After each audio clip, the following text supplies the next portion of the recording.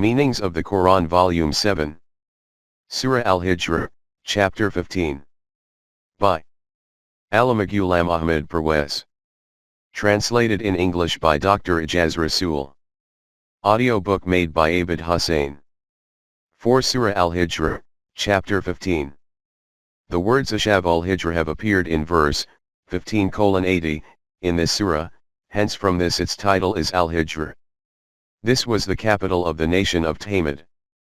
Details have been covered in the meanings of the Quran, Volume 5 and also under Surah Al-Araf in Volume 6.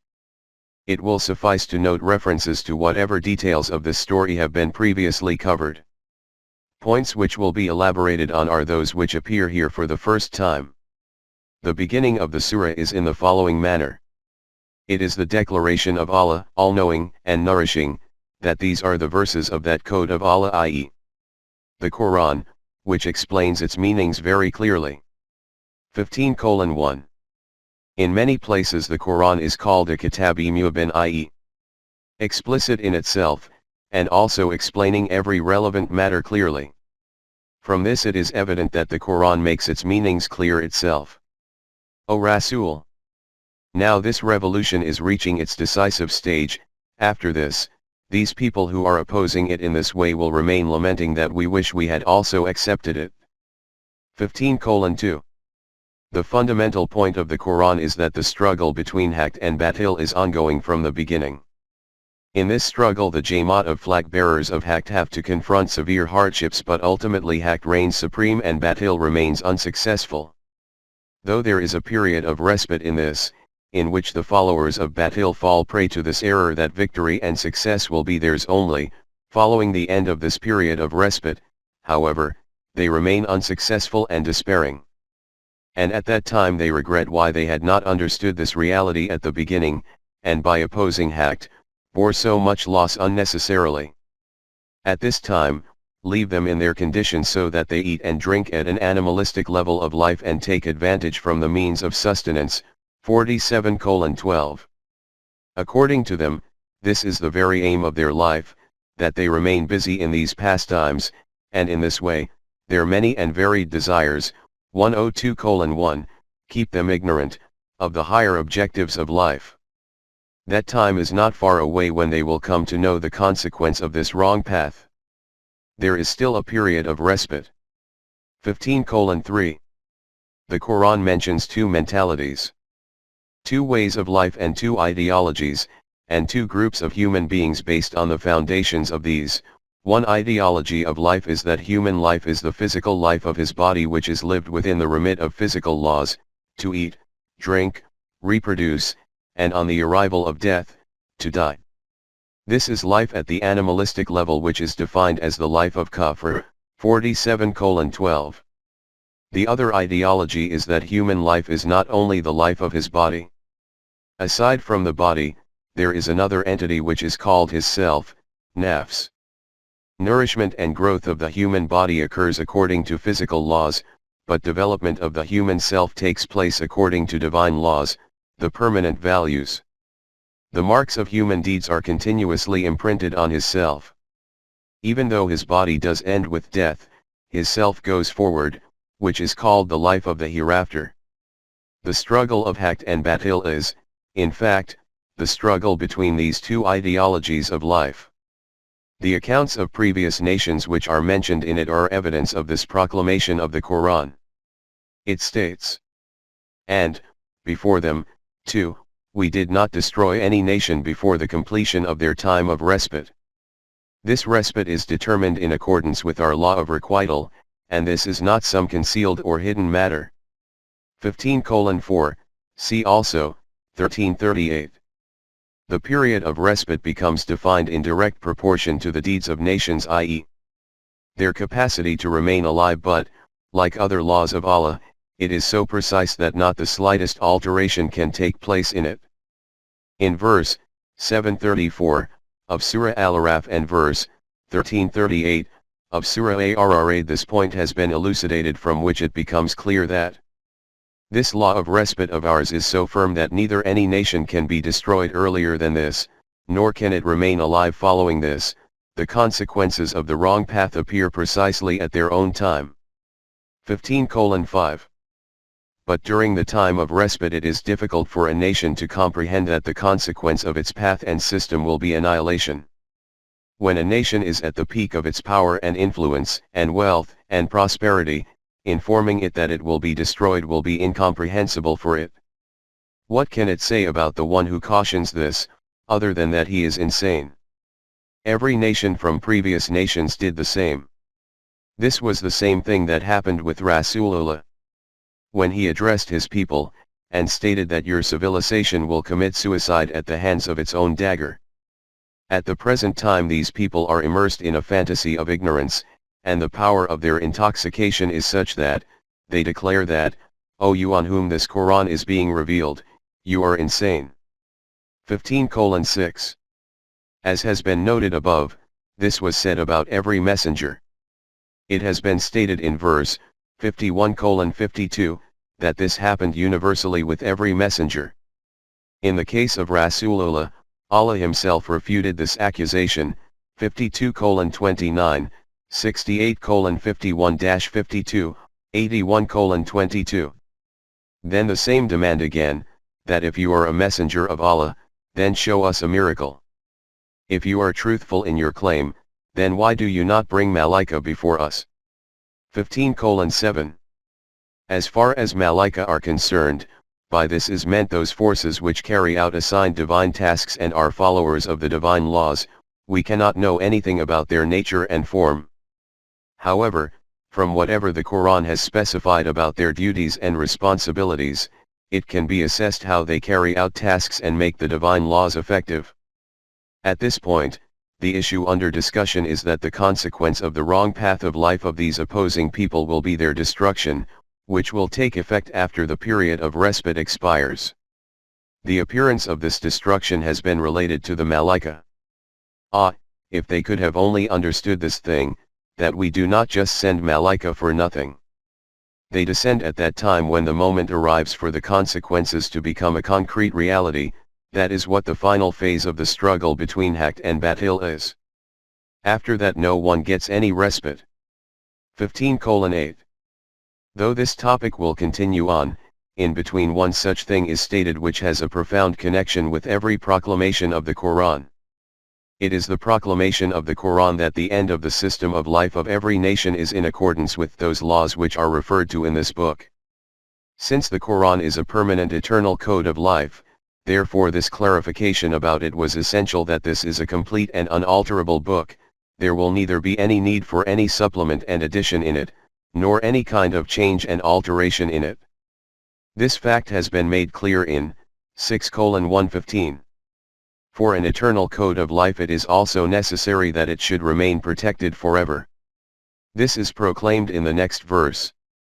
We have sent down this Quran, hence, its every promise will certainly become true, and since this has to remain as a code of guidance for the whole of mankind for all times, therefore it has been completed in every respect. There will be no need for any kind of change or alteration in it. 6:115.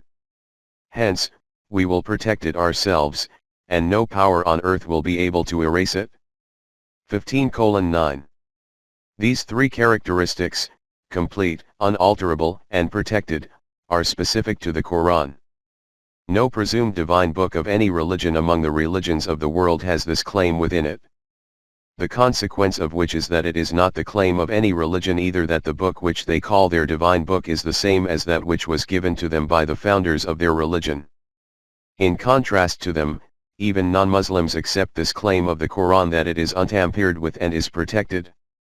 It is word for word the same as that which Rasulullah passed on to the Ummah, in fact, to mankind, stating that this was revealed on him through Wahi, from the direction of Allah. This is a unique property of the Quran and is also one of the solid evidences for the finality of Nubuwwat.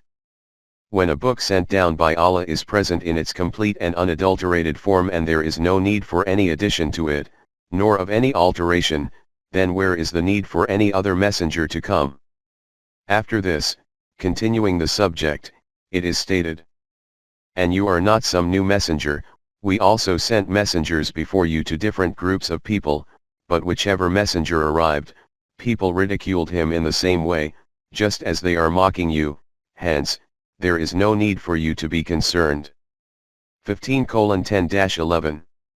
In verse 15:6, it was stated that the Anbiya were called Majnun, possessed. It is said here that they were, Allah forbid, ridiculed, e.g. C 6:10, 43:7. This is an extremely lowly and mean gesture in opposing someone, but the intoxication of power suppresses every element of humanity and any iota of honorable behavior. This is why the Quran has stated that this is not specific to any particular criminal or criminal nation, this is the common psychological state of all criminals. This is the common psychological condition of all criminals, that in the intoxication of power, they counter reason and facts with ridicule and insults. 15:12. The consequence of this psychological state was that neither the criminals of the previous nations used to accept Iman in the messages of Allah, nor would the people opposing Rasulullah accept Iman in the Quran. The foremost condition for Iman is a change in the psychological state. This is the condition of your people. They will never accept Iman in it, and whatever former societies have been doing, they will do the same. 15:13.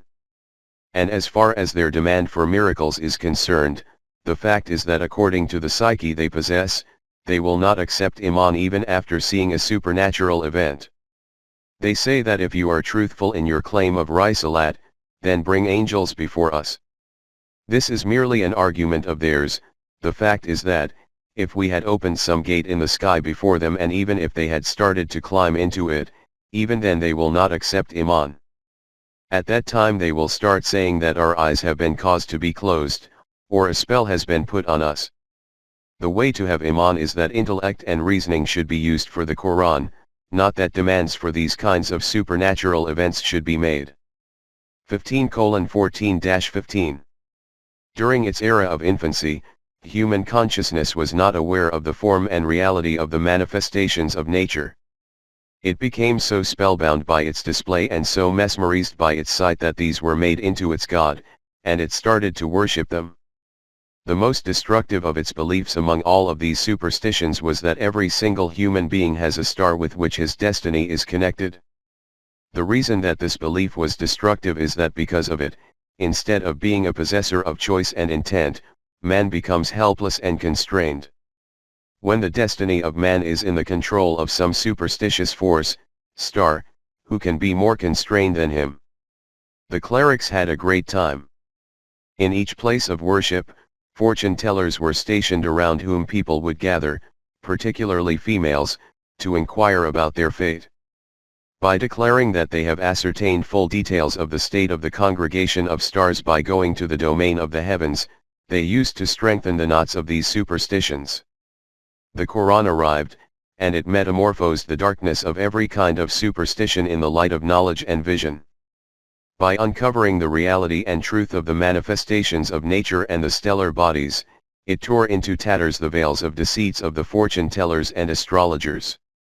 About the stars it declared, as for as their assertions that regarding those kinds of things which are mentioned in the Quran, fortune tellers and astrologers can also inform about them through knowledge of the stars.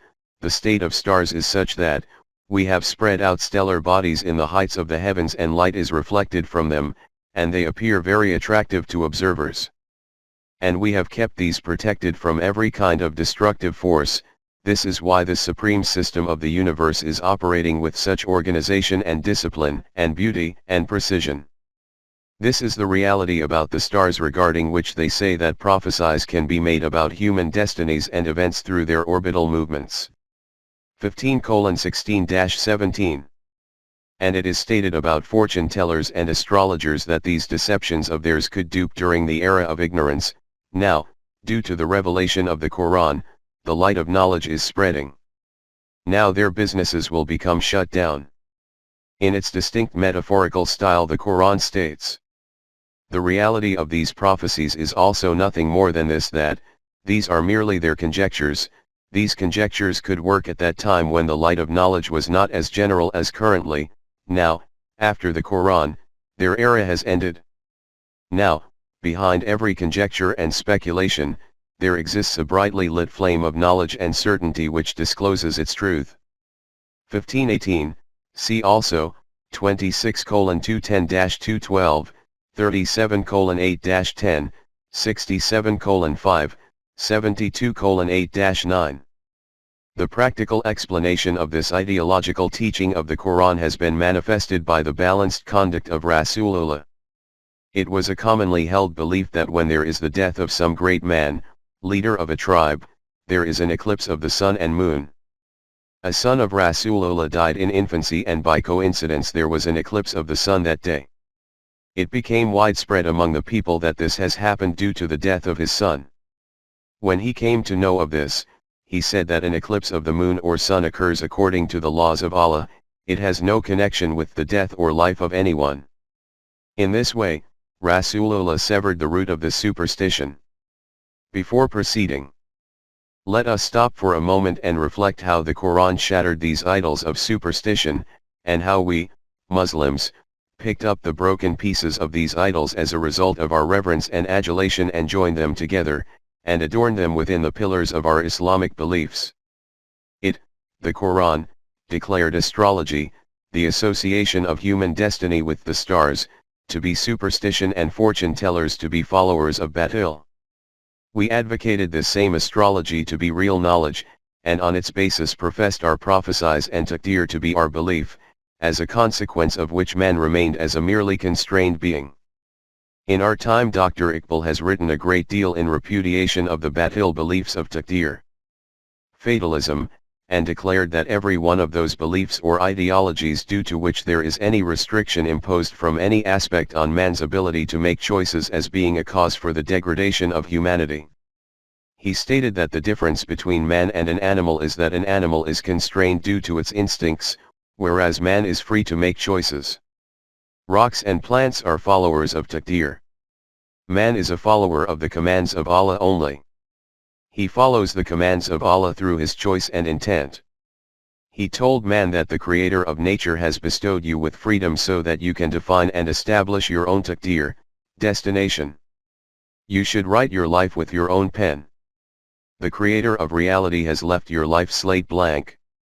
About those who determine destiny according to the stars, he said, "What news can a star provide you about your taqdeer? It is itself lost within the expanse of the heavens." And he said about fortune tellers, "What can a star chaser determine about your stature? As you are living dust, not subservient to a star." But no matter what the Quran proclaims, and no matter how much hapless Iqbal cries out, only the belief of taqdeer suits this Maluki yet stricken ummah. Whatever is taking place is all of it from Allah, we cannot make any change in it. Those heights to which the Quran takes man, what can we even inquire about it? Those scholars who manage to make some level of assessment of that status of humanity according to their own vision, also become aware of what the reality is of the stars of destiny. Nietzsche writes at one place, "I am standing at that point from where I can see the stars of my destiny below me." And according to Iqbal, a moment man cries out that the stature of Adam is far superior to the surrounding universe. True civilization is that in which Adam has respect and dignity. This was the conclusion of Quranic teaching, the eminence and dignity of humanity, and this is our maslak. In verse 1518, the Quran exposed the reality about the stars and astrologers. Together with this, it said to those who believe the earth to be a goddess and the mountains a god, that those whom you consider as your gods, their true reality is this. The fact is that this heaven and the stellar bodies floating in it are all parts of the machinery of our system of Rabi'at.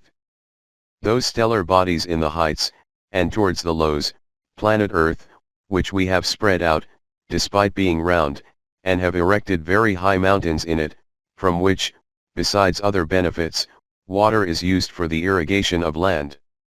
From this water, we have grown in the land all things through optimum balance and proportion. 1519.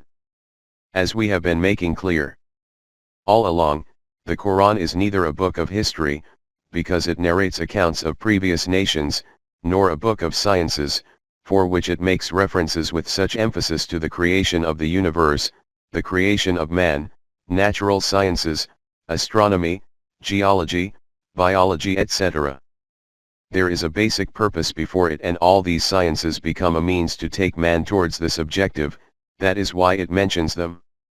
In the verses under consideration, after mentioning the heavenly bodies, earth, mountains, ancient ruins, etc., it states, "And this produce of the earth was made as a means of sustenance for you, lakum, both for you and also for that creation for which you are not responsible." 1520. Just reflect how the Quran has summed up in just a few words the vastness of the system of Rabi'at. The land, and its produce, is a means of sustenance for creation, therefore, no one has the right that he should make this his property and sit on it. Then it states Ja'alna lakum. The whole of mankind falls within the pronoun cum.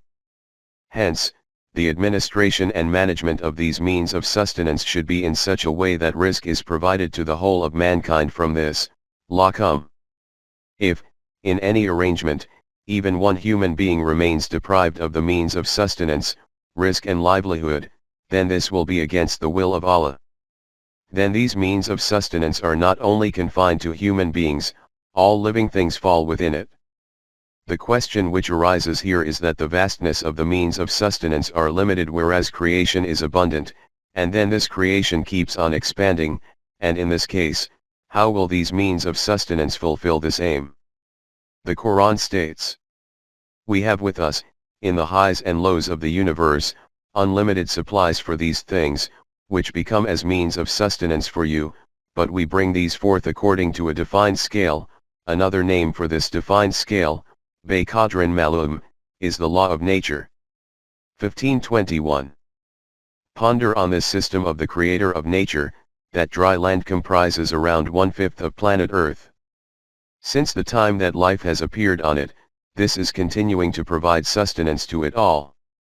The potential to produce sustenance in it is without any known limits, if not infinite.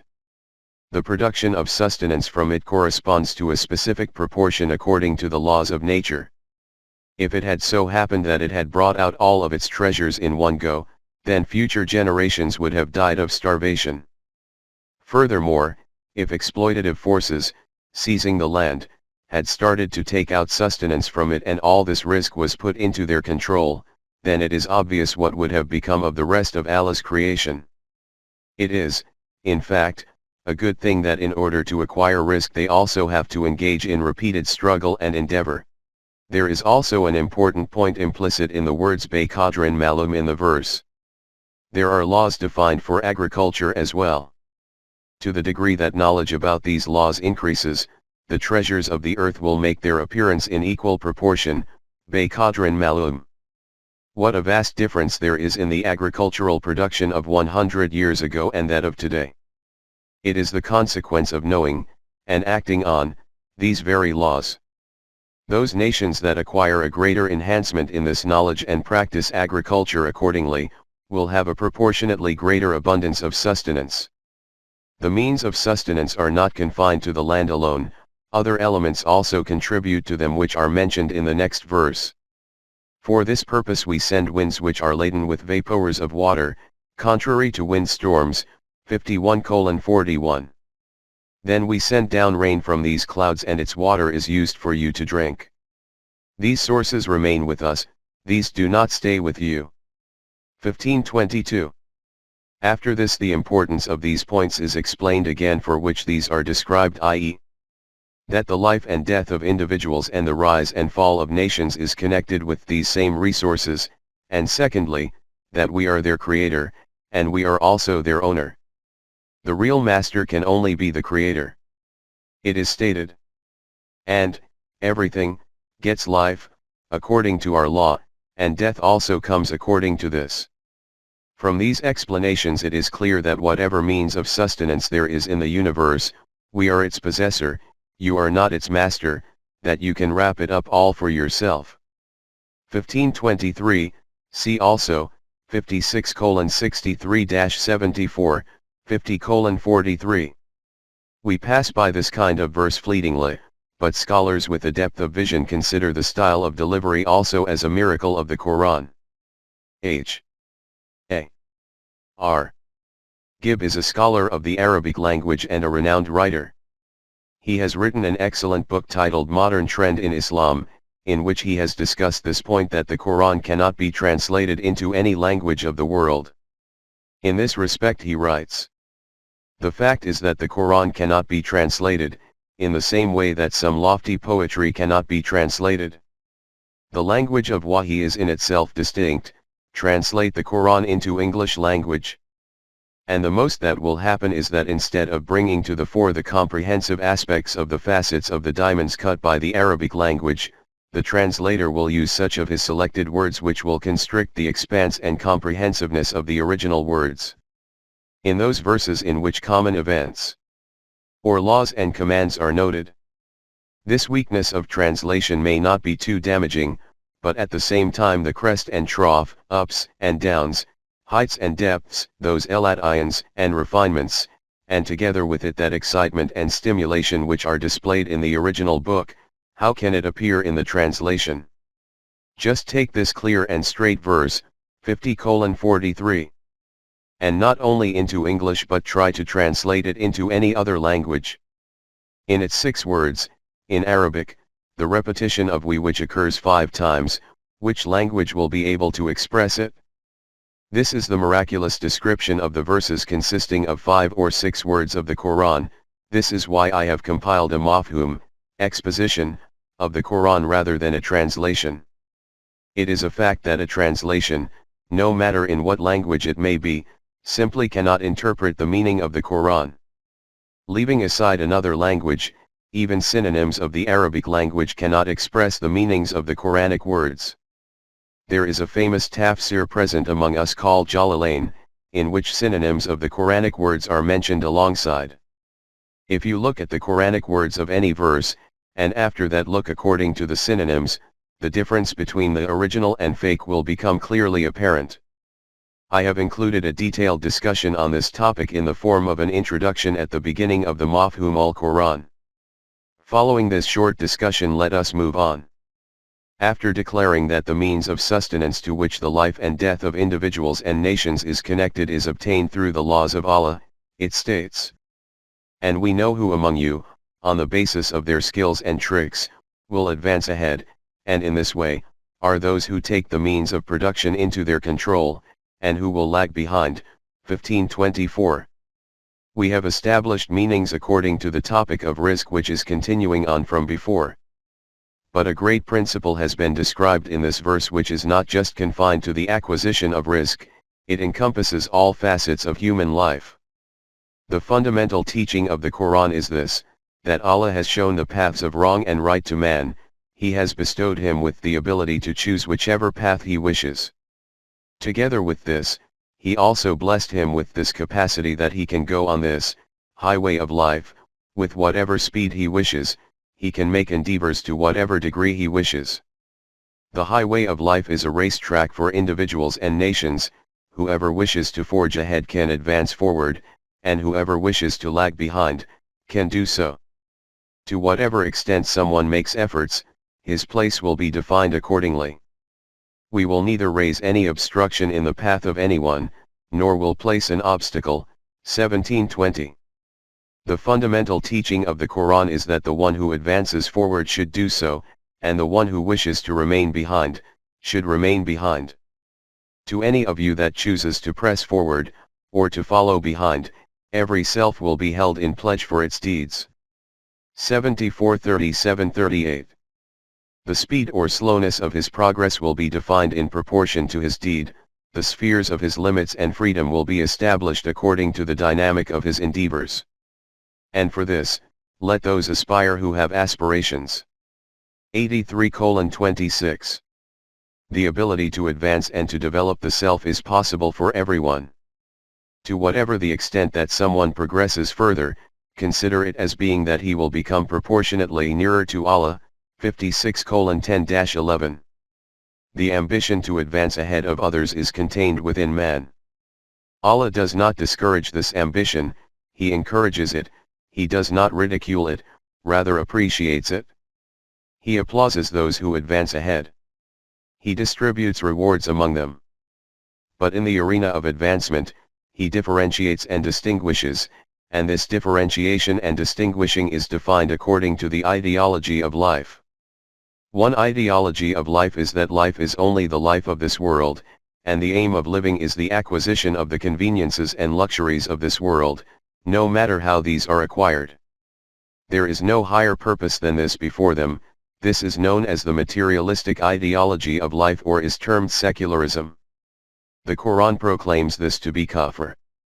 The desire to exceed one another in this arena is also so intense that man becomes insane in this race. The Quran uses the term Taka Thursday for this and declares that the motive to exceed one another in this arena causes man to become oblivious of the true aim of life. 102:1. The underlying motive for this is greed. There is a limit to the needs of man, but there is no limit to greed. The more this is fulfilled, the further it increases. In this arena man keeps competing all his life, breathless, huffing and puffing until he drops into the pit of a grave. The mutual competition for piling up diverts you, until you drop in the graves. 102:1-2. This is one theater of life, and in opposition to this there is another arena about which it is stated that if you wish to advance forward, then excel each other in righteous deeds for the good of mankind. 548. There is incentive and instruction to excel in the performance of righteous deeds at numerous places in the Quran. From these places the meaning of the verse, 1524, under discussion becomes clear, in which it is stated that we know those among you who hasten forward and those who lag behind. The conservative faction amongst us places emphasis on the fact that the correct tafsir of the Quran is done through a hadith, because that tafsir is expounded by Rasool himself, and it is obvious that what can be a better tafsir than the tafsir of the Quran expounded by Rasool himself. But the trouble is that most among the narrations of these tafsir which are related to Rasool are such that their existing condition itself is clamoring vehemently that not only is their association with Rasool not correct, these are concocted. You have seen the tafsir of this verse, 1524, according to the Quran. Now see what the tafsir is that is noted in the hadith. In Jamia Tirmizi there is a hadith narrated by Ibn Abbas that an extremely beautiful woman used to come to read namaz, in the mosque, behind Rasulullah.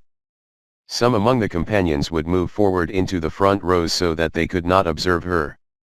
But some people used to join the rear row, and in the state of raku, bending down, used to glance at her repeatedly from under their armpits.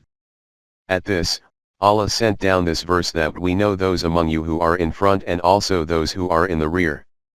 This tafsir does not require any further comment, other than why be annoyed with those people who fabricated these kinds of narrations. The disappointment is with our scholars, who insist that it should be accepted as an accurate narration.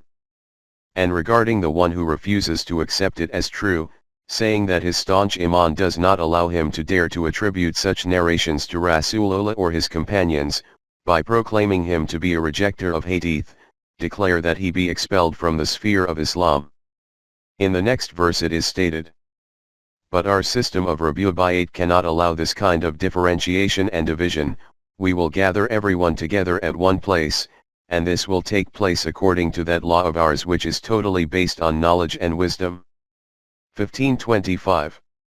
If, in verse 1523, life and death is to be considered as being about physical life, then the meaning of the next verse, 1524, will be that those people who have already left the world are in the knowledge of Allah, and those who are left behind, Allah knows them too. From this viewpoint the statement we will gather everyone together at one place, 1525, will be in relation to the life in the hereafter. But if these verses are related to competition in rizq, then the meaning of this verse, 1525, will be that the class division which has been created by those who are higher with respect to those who are lower will disappear when the system of Rabi'at becomes established. All human beings will stand in one line only. After this, attention has been directed towards the story of Iblis and Adam, which is the tale of this struggle. But in a couple of verses before this, A passing reference has been made to the creation of man, by which the aim is to briefly refute those tales of Bani Israel, and other such tales, according to which it is said that Adam was a figure of clay from which the process of the creation of human beings commenced. The Quran states, "This is that reality which has previously been described in the tale of Adam in a metaphorical style and which is again repeated. This is a fact that the origin of the birth of man was from dark clay, which on drying, crackles, i.e. that teeny lazab from which the first life cell came into existence, 37:11. 1526. From the verses noted in the footnote, the whole story, of the creation of man, will appear before us fully. Together with this, the topic of evolution should also be looked at, and those phases through which life has passed to reach the human form will also become clear. And under the topic of nafs, together with that distinct characteristic which made man superior to other creations, there is a brief mention of the creation before man which has been termed as jinn. It should be made clear that before the creation of man there was immense heat on planet Earth. Hence, initially such a creation appeared which had a great ability to tolerate heat. 1527. After this, in verses 15:28-42, the account of Iblis and Adam has been reiterated. The creation of Adam, Iblis, Malaika, the struggle between Iblis and Adam, all these topics have been covered in detail in the meanings of the Quran, Volume 2 in the initial chapters, and the verses under view are also noted in there individually.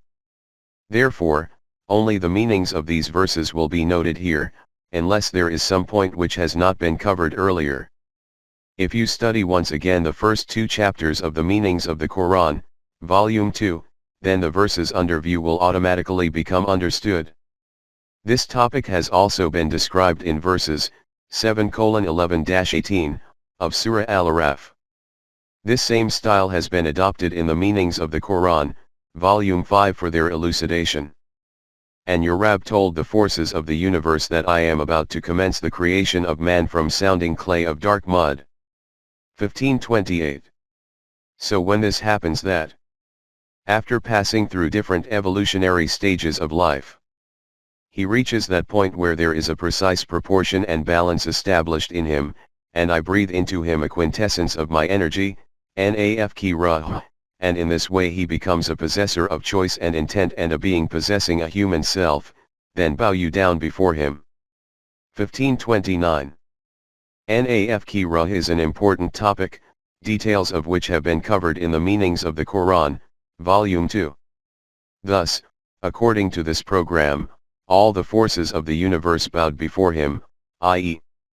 this trait was put into man that he could harness the forces of nature, but his own rebellious emotions, Iblis, did not bow before him. They refused to do this and adopted transgression. 1530-31, see also, 234. Iblis was asked why he did not prostrate before Adam. Allah inquired from Iblis, the rebellious emotions of man, why were you not among those who bowed before Adam? Why did you adopt transgression? 1532. He replied. He said that it cannot be possible for me that I bow before such a creation which is created from hollow, dark, sounding clay, i.e. the material creation of man is such that his rebellious emotions remain gripping him, but because of that quintessence of divine energy, the human self, that has been given to him, he becomes enabled from this so that these emotions do not overwhelm him. 1533. Only this much is stated here, but in Surah Al Hijr it is stated. We asked him that, when you were given the command to prostrate before Adam, what was it that kept you from obeying this order? He said that I am better than him, you created me from fire, and him from clay. On man who is formed from water and clay, his impulsive and intense emotions remain engulfing him, but when he awakens the eminence of humanity within him by obeying Wahi, then he does not become engulfed by these emotions. 712, see also, 15:40-42. This reply is intellectual. He has responded through intellectual reasoning. It is a different matter that the reasoning was batil, but the reply was, in any event, based on the use of intellect. Among the followers of fiqh, qiyas, reasoning method, is also included in the technique to define a law. In fiqh there are 4 sources of deducing a law, i.e. the Quran, Hadith, Qiyas, and Ijma. The maslak of all, Hadith, followers of Hadith, is this, that there is no place for intellect in Shariat, hence, they do not accept the intellectual method, Qiyas, as a source of law, they are strictly opposed to it. The argument they present for this is that the one who made use of Qiyas, intellectual reasoning, first was Iblis, and the authority quoted for this is this very verse.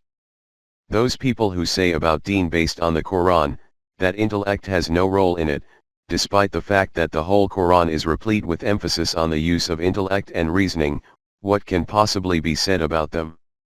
Many people also provide evidence from the Quran for their being astray. 226. The consequence of this maslak of his is that Allah commanded, "Then get you out from this condition. You are deprived of every kind of blessing." If man becomes overwhelmed by his emotions and does not keep these under the obedience of the divine laws, then he remains deprived of the blessings of life, and this deprivation remains with man continuously, both in this life and in the life of the hereafter also. 1534-35.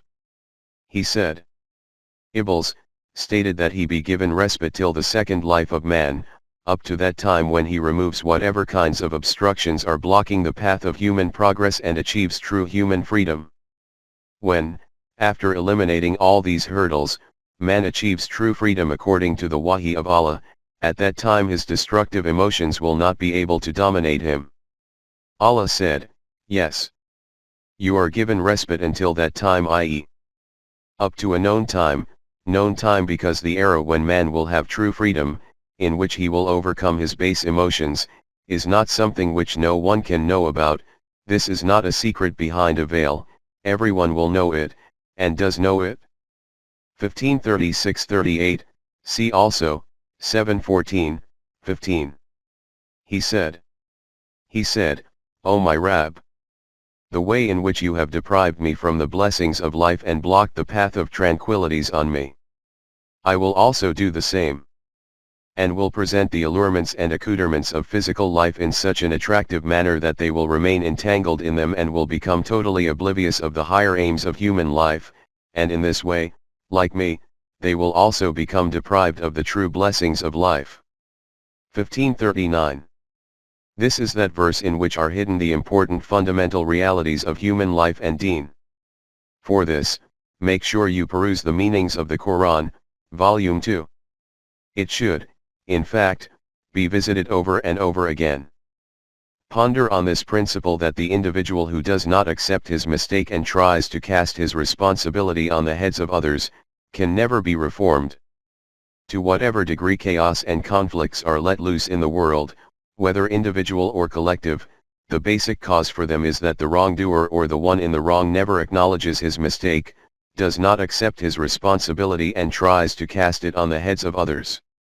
He does not accept it, and a quarrel begins, and the consequences which result from this are obvious. If man accepts his mistake and takes responsibility for it, then these kinds of quarrels will never arise, and the reformation of men would be easily done. The belief under taqdir of determinism produces this very kind of mentality, that I am not responsible for my mistake, I am merely constrained by my destiny. As a result of this kind of mentality, man is destroyed both in deen and the world.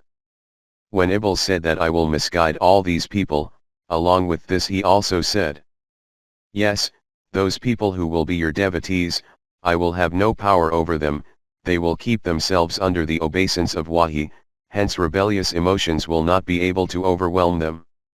1540. This has also appeared in another verse, 38:83.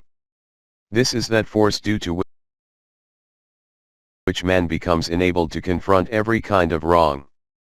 Because of this exception, all those batil beliefs and masalak become refuted, according to which it is stated that man can never wash away the spots of his sins. This is the maslak which is based on haqq. Allah said that the path on which the devotees will tread is the balanced and established path which will take them straight to the intended destination of life. This is that path which leads towards me. 1541, see also, 16:9. First, Iblis had said to Allah that I will have no control or authority over your devotees. After that Allah himself confirmed this by stating that you will not be able to overwhelm these devotees of mine, you will only be able to overwhelm those who leave this balanced path and follow behind you, their end will be annihilation. 1542.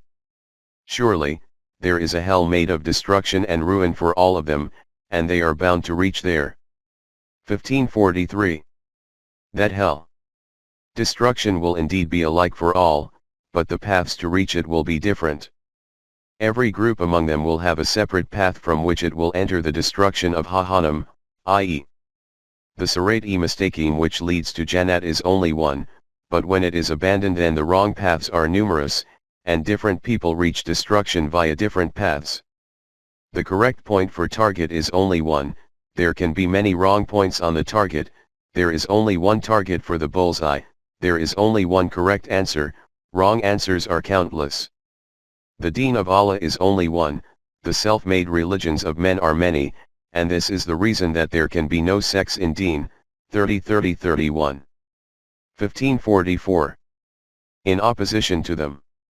Contrary to this, the destination of muttaqin, those who, avoiding the pitfalls of life, live life according to the divine laws, will be amid evergreen, bounteous gardens, and fountains of clear flowing springs.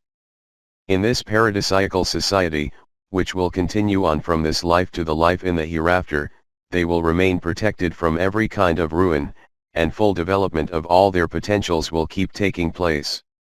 15:45-46.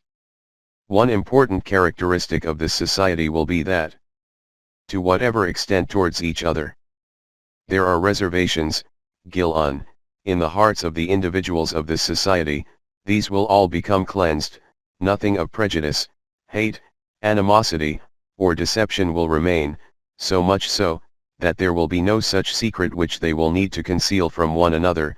743. Like brothers, they will sit on podiums in front of each other with open hearts. 1547. An explanation of the word gil'an is given in the meanings of the Quran, Volume 5. You should have a look at it as this is an important characteristic of a paradisiacal society. There, hardship, fatigue or weariness will not be able to even touch them. They will always remain fresh and lively and bright and alert, nor will they be turned out of that place. 1548. After explaining all this, it is stated, O Rasool, give this news to my devotees that for them there are the means for every kind of protection and nourishment with me. But for those people who purchase the means of annihilation for themselves by disobeying my laws, there will be agonizing devastations. 15:49-50. After this it is described how this punishment befell the people of Lut. From this it is also evident that, whereas the punishment of the hereafter remains at its own place, this punishment appears in this world. An introduction to the people of Lut is given in the meanings of the Quran, Volume 5, and his story continues through verses of Surah Hud, 11:77-83, in Volume 6. The beginning of this story is with the arrival of the visitors to the home of Ibrahim.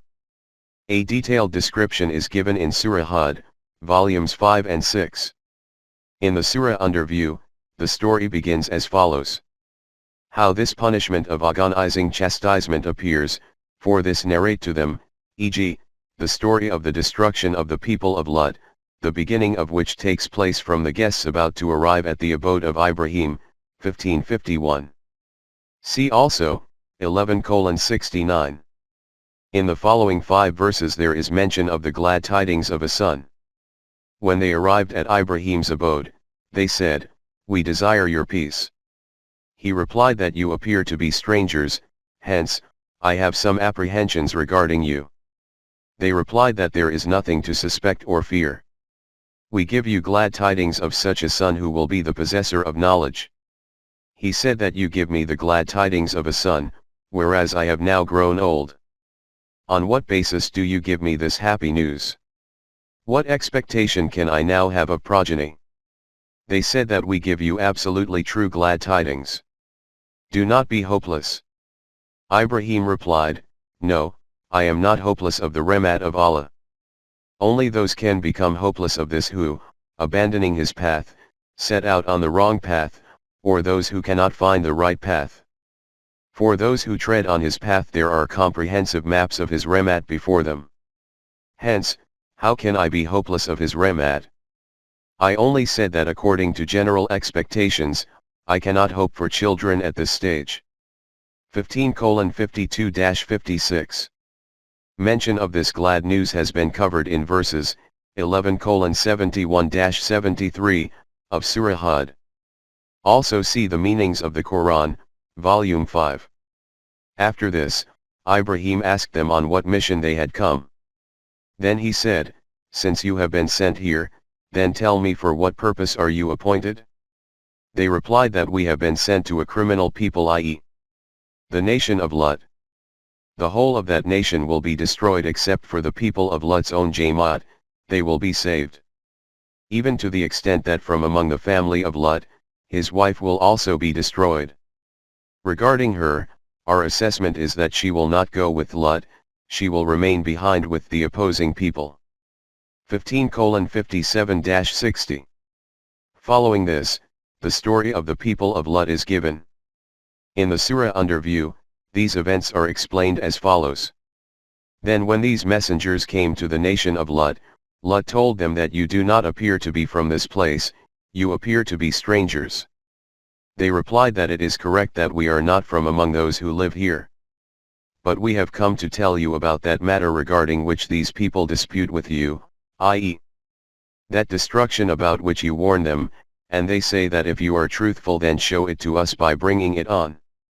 We have come in order to make that destruction a concrete reality before them.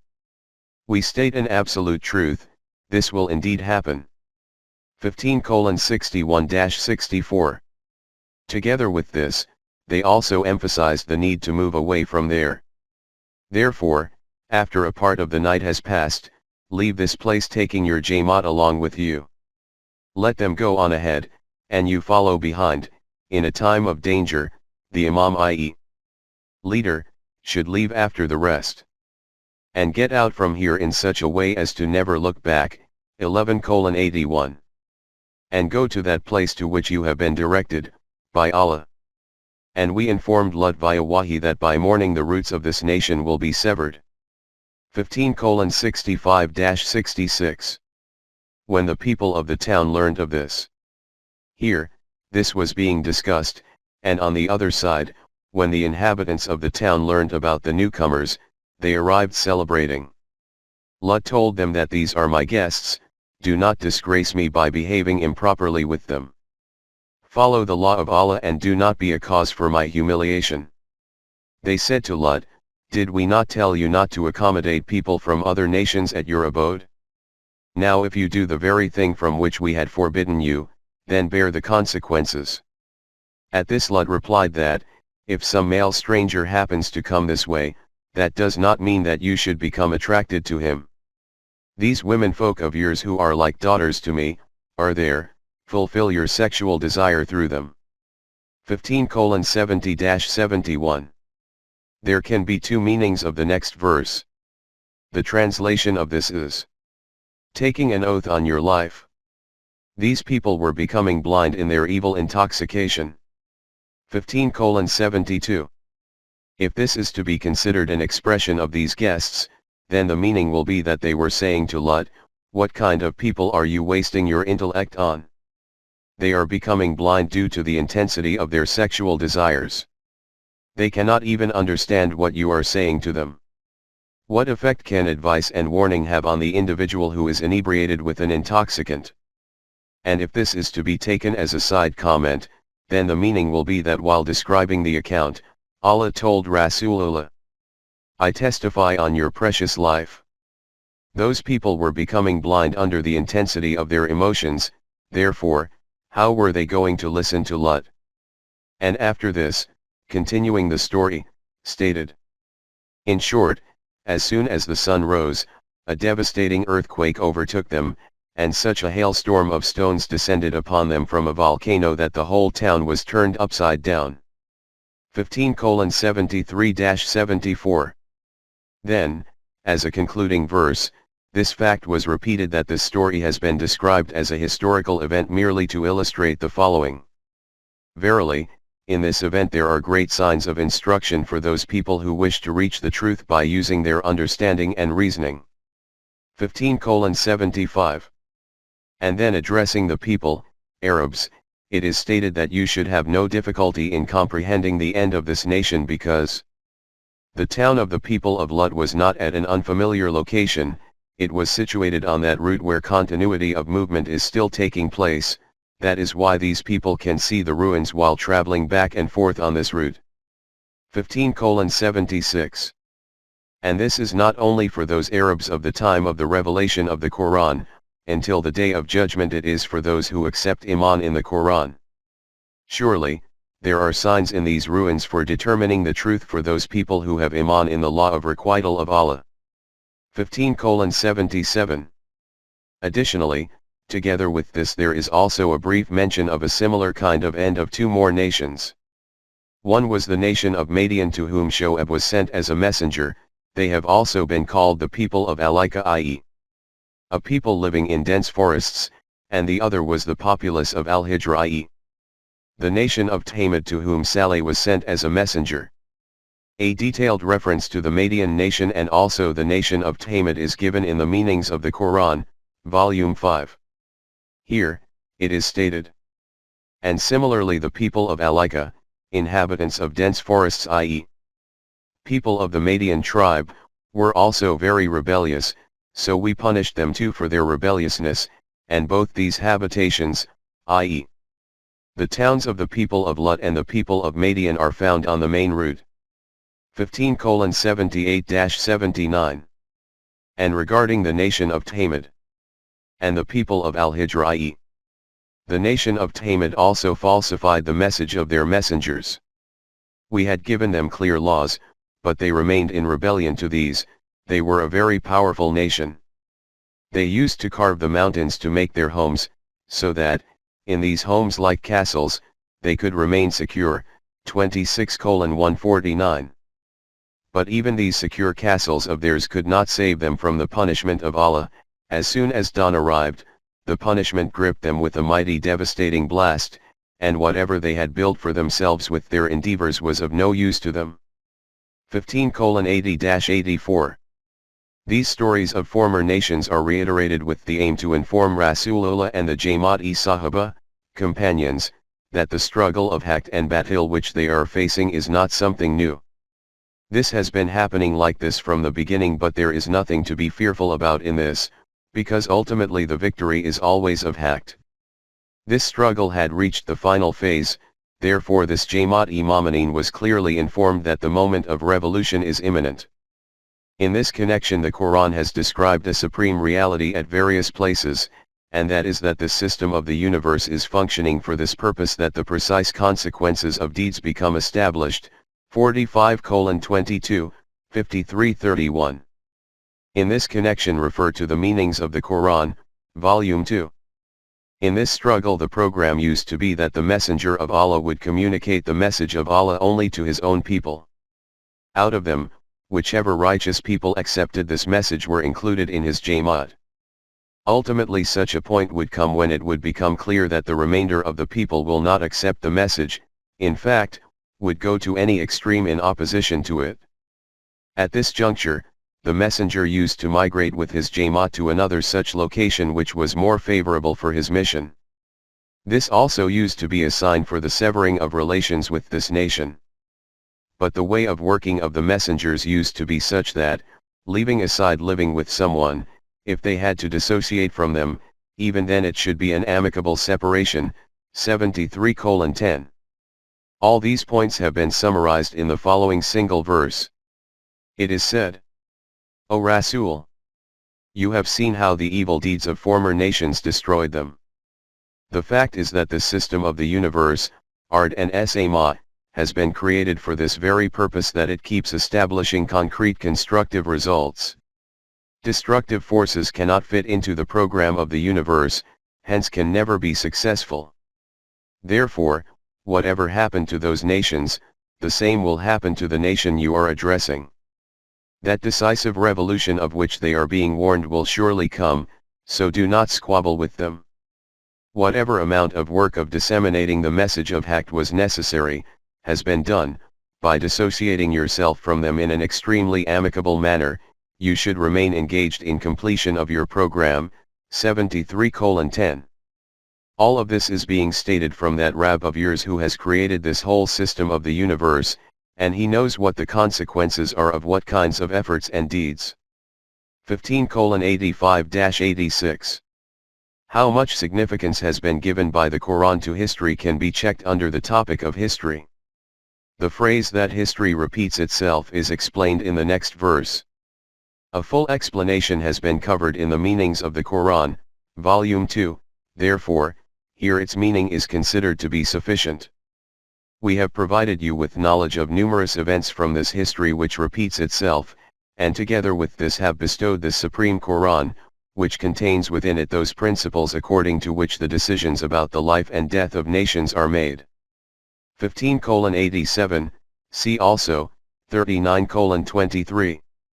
In this final phase of the tussle, when the confrontation was reaching its full intensity, this thought may have arisen in the hearts of the Jamaat-e-Momineen that the opponents far exceed them in terms of physical resources and means, therefore there will be great hardship in confronting them.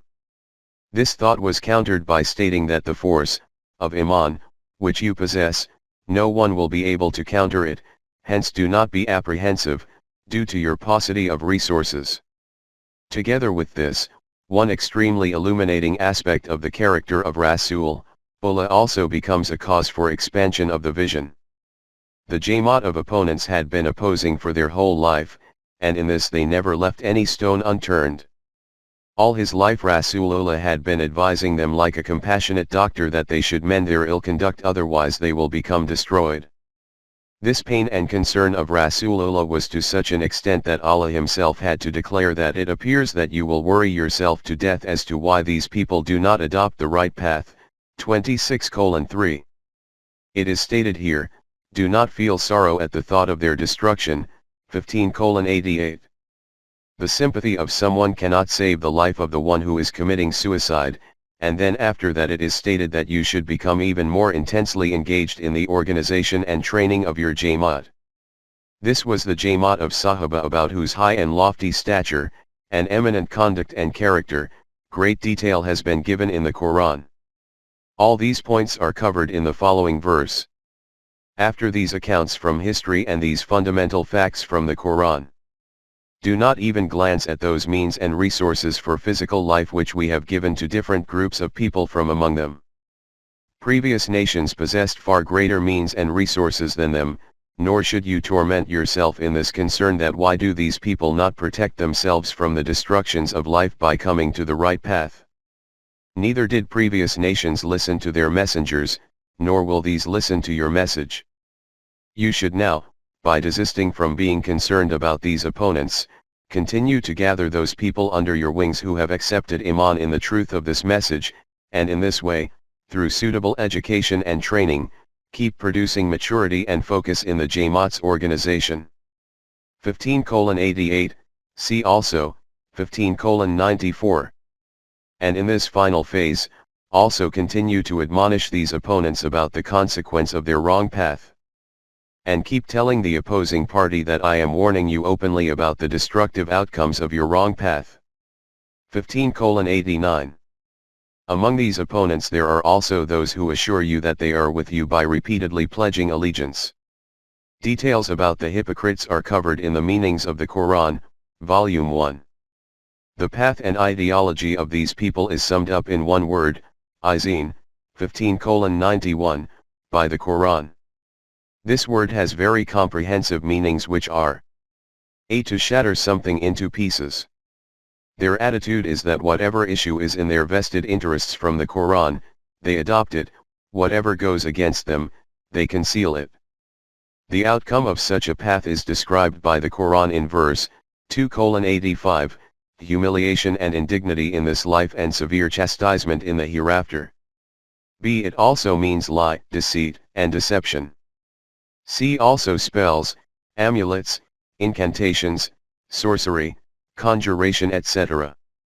Ponder on the conduct of these people which has been described by the Quran. Is not our state exactly the same? Have we not also made our use of the Quran the same? The verses of which this is an explanation are as follows. The destructions about which you warn them, these people do have some inkling of it. These people used to take oaths amongst each other to oppose you, and then through false oaths would assure you of their companionship. And used to expend all their energy in spreading this news that the Quran is nothing other than a lie, falsehood, magic, and sorcery, izin. Consequently, we made them suffer in all kinds of hardships and adversities, and these were nevertheless light jolts. Just witness what comes next. 15:90-91. According to the law of requital of Allah, the results of this wrong path of theirs will manifest clearly before them. The law of requital of your Rabb is a witness on this, that they will all be questioned about their deeds. The outcome of this kind of conduct can be nothing but destruction and ruin. 15:92-93. The cure for their opposition is this. Therefore, O Rasool, do not concern yourself about them, rather, as you have been told, 15:89, by moving away from them, organize yourself separately, and stay clear of those people who associate other powers with Allah. 15:94. From the manner in which encouragement is being provided to Rasulullah and the Jamaat-e-Momineen, and they are being reassured, it becomes clear how arduous, and testing of courage and patience this phase was. Those people who associate others in the sovereignty of Allah, by ridiculing you, they feel very pleased that they are doing a great deed. We are enough from your side for you, our law of requital will deal with them, and they will very soon know what the ultimate outcome of their ridicule is. 15:95-96. Ridicule is specifically mentioned here.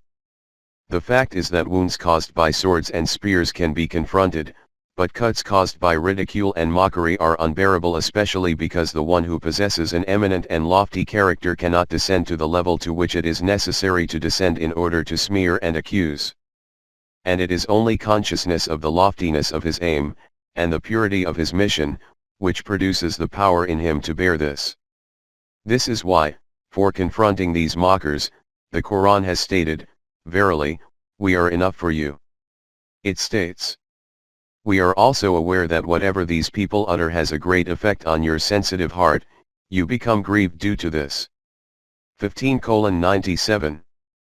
Note that it is stated that we have full knowledge of what is passing through your heart due to the scornful words of the opponents.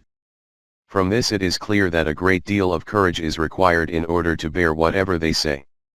In actual fact, the cause for many quarrels and conflicts in the world is because of what is being expressed. If words can be tolerated, then conflict simply does not escalate further. This confrontation is like a game of tennis.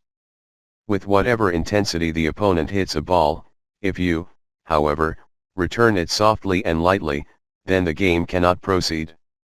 How many quarrels and conflicts will simply dissipate if we act upon just this small advice of the Quran, and just this aspect of the balanced conduct of Rasulullah.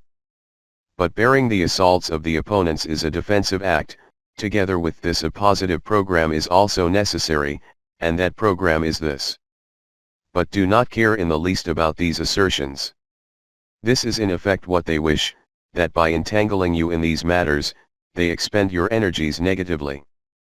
You should remain fully engaged in the completion of your program, so that the system of Rububiyyat of Allah becomes shaped in such a way that it manifests as a living model of Allah's hamd and appreciation. For this it is essential that you continue to obey the laws of Allah fully. You should do this yourself, and your Jamaat should also do the same. 15:98. But this program is not temporary and only for an emergency. This has to be carried out continuously until the final success.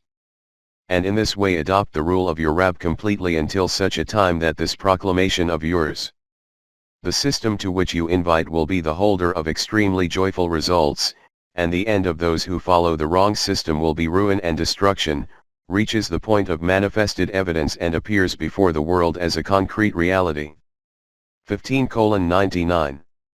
For the Ummah of the Quran, this program is not confined to any particular piece of land or to a particular era. Its ultimate goal is this: the whole of planet Earth should awake shining with the light of the system of Rabi'at of Allah. 39:69. And wake up shining in such a way that no one can then extinguish this heavenly torch. And this is what the ultimate destination of humanity is on this planet Earth. 53:42, 84:6.